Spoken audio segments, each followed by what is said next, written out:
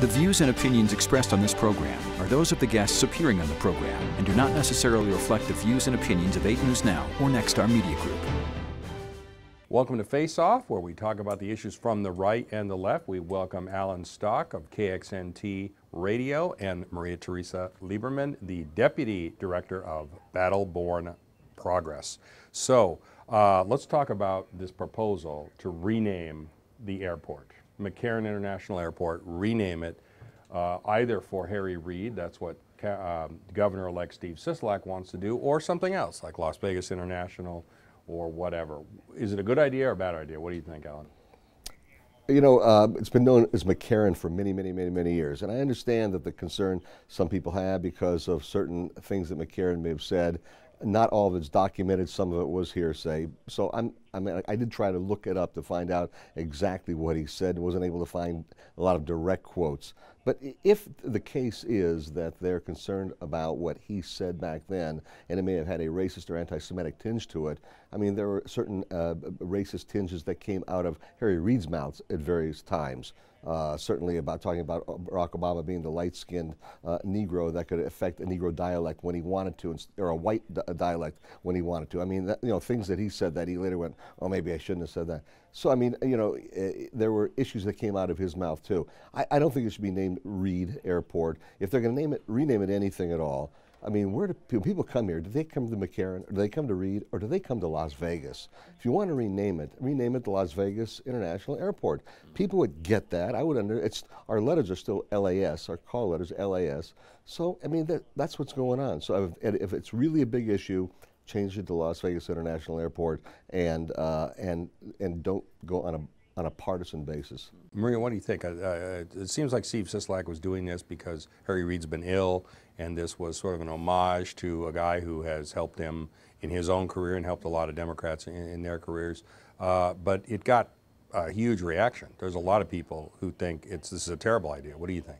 I think that we definitely need to rename it. To what or into whose name? I think time will tell what that ends up being, but we definitely need to rename it because McCarran was a terrible human being that said terrible things. And so definitely rename it. I wouldn't mind Las Vegas, like you said, since that's where people come to.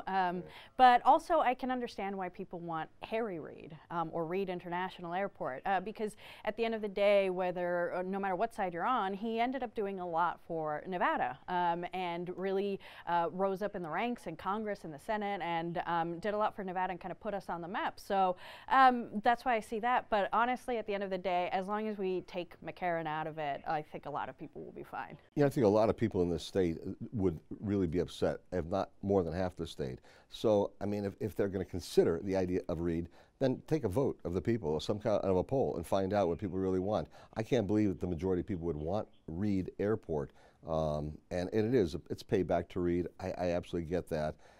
And the interesting thing about McCarran is that, again, I looked for a lot of quotes. You said he's a terrible person, everything like that. But you know what's interesting is he did a whole lot for aviation in the nation in general. One, and two, you talk about what's being done or has been done for Nevada. He's the one who brought the airport, basically, and the funding for it to Las Vegas. So I mean, and also to other airports around the state.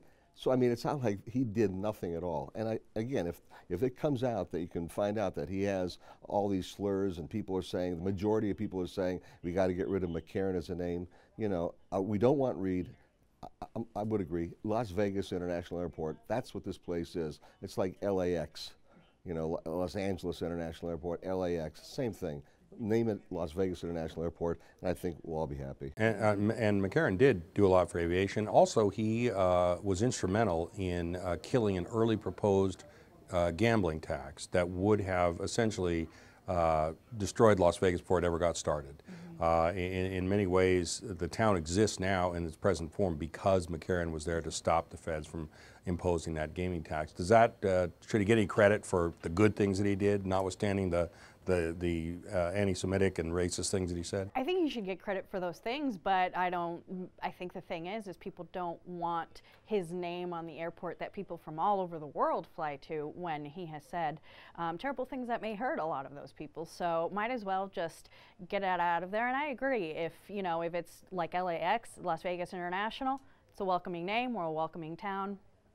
You know, Harry Reid, I'm sure, has done things for the state as well. Like you said, McCarran did. Okay, yeah, but a lot of things that he did, I think, that hurt the state.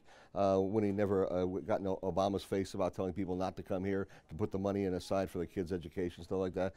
We had hundreds of millions of dollars in convention business canceled right after that. So he did things for the state, but he did things. All those kids that are going to get to go to college, Alan. Think about how many people were unemployed and their kids went hungry because of the unemployment, because of what Obama said, and Harry Reid told him at the time, don't worry about it, just let it go. So, okay, you know, they both did things for the state, McCarran and Reid. We know that a lot of people don't like either one of them, so I guess we can agree, Las Vegas International Airport, and that's what it is really, and that's what it should be formally. Well, there we go. Las Vegas International Airport, we're renaming it there. Face Off has agreed. Let's talk about some of these appointments that have been made to the legislature. There are a couple appointments. Assemblyman Chris Brooks will now be known as State Senator Chris Brooks. Dallas Harris, who's an attorney for the PUC, will now be known as Senator Harris. We lost to Senator Harris, now we have another one back. Gregory Hafen II will replace Dennis Hoff in the Assembly, and we have 2 open Assembly seats here in Clark County that are going to be filled. Chris Brooks's and Olivia Diaz, who resigned to run for Las Vegas City Council. So were any major changes made by those things? Are we going to see anything significantly different with those appointments as opposed to the way things used to be? I think what you'll see, especially in the Senate with Brooks and Harris is that you're going to see a lot of them championing energy, honestly, because that's their deal. And I'm happy to see someone like now Senator Harris in there, and I'm glad to see Senator Brooks, because they have both championed getting new forms of energy into the state, into Las Vegas, in their former roles. And I think that's what you're going to see on the Senate side, is a lot of great thinking around clean energy and energy overall.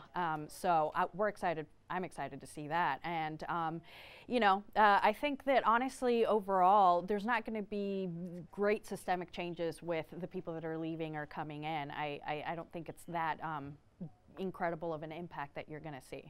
Well, what do you think, Alan? The Gregory Hafen appointment was a little bit controversial because there were prominent Republicans backing somebody else. Not that any of us could ever replace Dennis Hoff. He's one of a kind, irreplaceable kind of guy. He was one of a kind. You think there'll be any significant changes because of these appointments? No, because basically, like you said, and I agree, we've talked about this before in Face Off, that that you have a lot of people who are replacing folks within their own party structure. Republicans replacing Republicans, Democrats replacing Democrats. So the structure itself, the context is not going to really change. Yeah, there was some controversy around the replacement for Hoff, but again, a Republican is in there, whether you like him or you wanted somebody else in there. So I don't think overall the face of legislature made any difference whatsoever. I was at the Clark County Commission the other day while people were walking up requesting DeSilva be appointed. You know, they had like 20 some odd people in a row. You know, not that that wasn't organized or anything like that. Of course not. Yeah. But again, I don't. The makeup overall is not going to change until 2020 if Republicans get on the stick.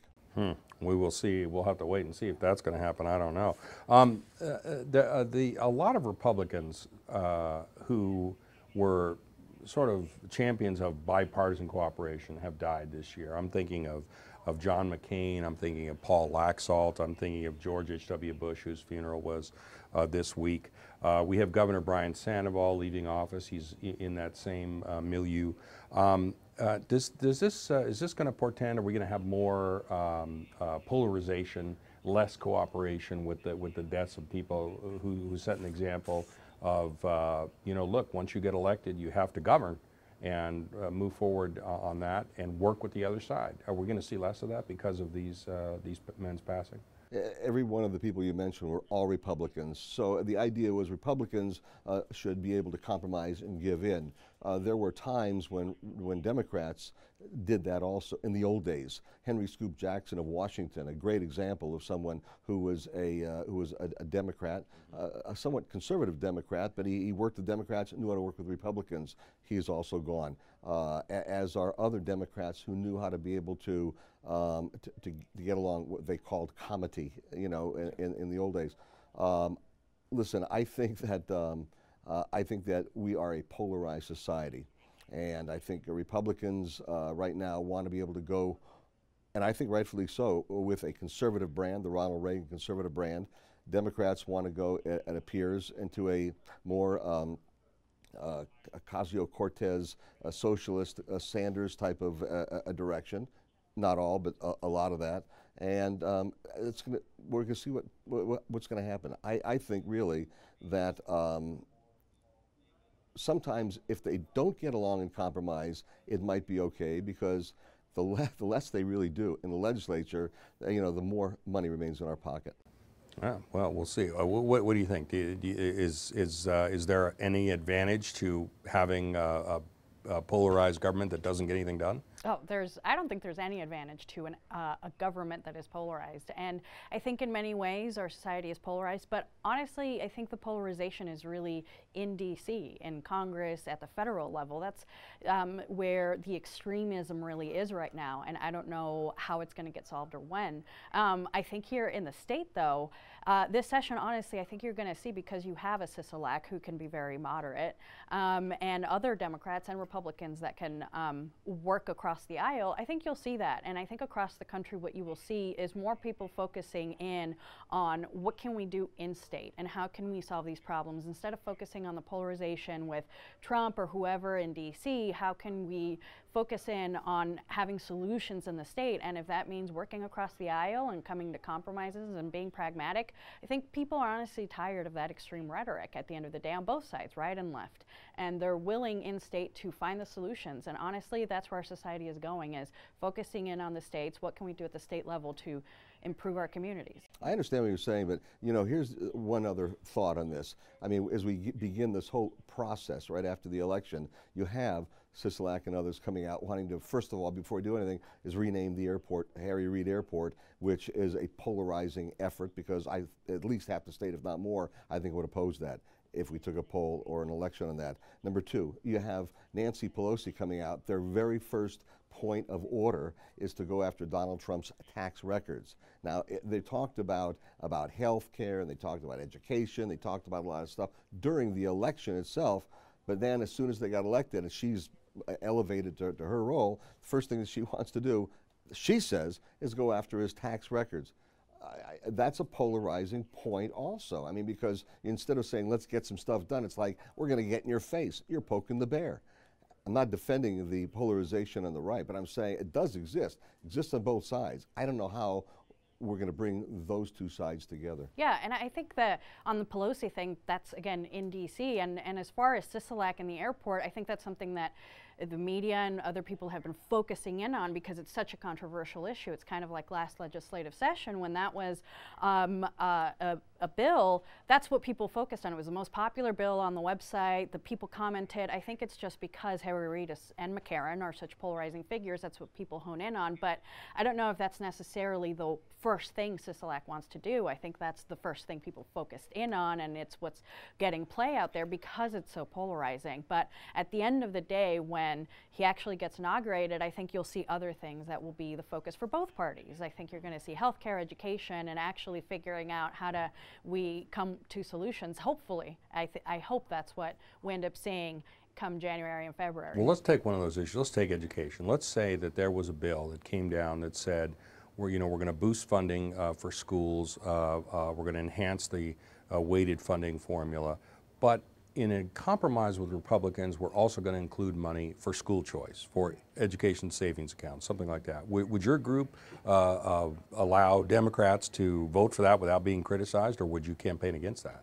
I think we would campaign for vouchers for sure, but that's part of the polarization, is that people want these extreme ideas instead of just focusing on, let's fix the funding formula first, which has been the issue for years and for sessions and sessions on, and we're always playing catch up. Instead of bringing in a polarizing subject, let's focus in on fixing the funding formula first, so that Clark County and rural school districts aren't, pitted against each other for funding, and making sure that that funding gets to the students at the end of the day. Would you trade that on your radio show? Would you endorse a Republican who voted for a significant more amount of money for public schools if part of the deal was education savings accounts? You know, the idea when you talk about immigration, we always talk about comprehensive immigration reform. And so one side, and I'm going to get to your question, but one side on immigration issues, you know, that we want the dreamers to be allowed to be here. We want, you know, open borders and whatever the case. The other side, you know, dreamers get out. We want to make sure that we have people have jobs and sponsorship. When we talk about immigration, it's comprehensive. That's how we're going to fix that problem, by doing the whole thing at once, not by piecemeal, because neither side is going to go along with the other side's piecemeal. It's going to be comprehensive. Education, the state is going to be the same exact way. If the funding was, they came down with funding for they're not vouchers. The educational savings account is different than vouchers, but if they came down with money for the educational savings account, and it was part of a comprehensive educational solution in the state of Nevada, and that had to include more money for public schools, but also we were going to fund educational savings accounts and do other things, not just the money. We've got to find ways to be able to get parents more involved in education. To me, that's one of the most important things we can do. If we could do all of that together on a comprehensive basis, yes, I would support it. Interesting. So we may have found our beginnings of our compromise right here. And we did it with the airport a minute ago too. And we did the airport, and also on the legislature. Let's do one last one real quick. We're talking about Las Vegas and the gangs. We recently saw Metro Police arrest 29 people that were involved in gangs. A very sweeping arrest. We've seen in North Las Vegas some shootings, some of which are gang related, one of which resulted in the death of an 11-year-old girl. Apparently they had the wrong house. Does Las Vegas have a gang problem, and are police doing enough to address it? I think Las Vegas and every other city that keeps growing has a gang problem, and not just in the United States, across the world. It's just a part of humanity as we grow, and there's conflict within our urban areas, absolutely. What I think that we need to do is, because we've never really grown this much or never seen this problem like in Los Angeles or in Chicago or New York, we need to make sure that our police is well equipped to do better community policing. And anybody will tell you that, you know, if you really want to solve, quote unquote, the gang problem, is honestly working with the community. And any good, you know, police officer will say that, and that's what we need to do. We need to make sure that our police and our communities are working together to make sure to find solutions, because at the end of the day, the people living in those communities don't want these problems, because they don't want their 11-year-olds getting shot at. Honestly, investing in our urban communities and things like education is, at the end of the day, the long-term solution. So that's also, you know, as we're talking about the legislature and education and things like that, we need to make sure that Las Vegas and places like this, and even Reno, places that are growing, have investments in their urban communities with schools, education, making sure that our kids aren't getting swept up by this issue.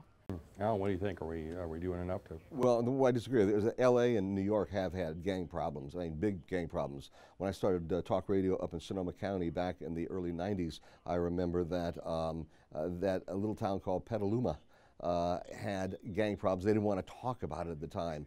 As towns, and it was a growing town, and as towns grow, and ours is a growing concern here, it's happening here as well.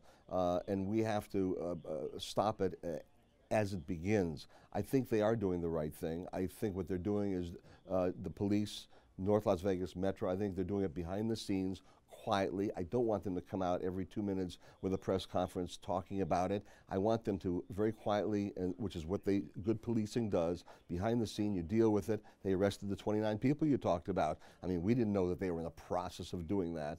I'm glad they did, and I hope that they're going after more of these gangsters now, before any more people, children, adults, anybody gets killed in crossfire. I don't want to see that. And I think the police have got to go after them with a vengeance. They've got to do it.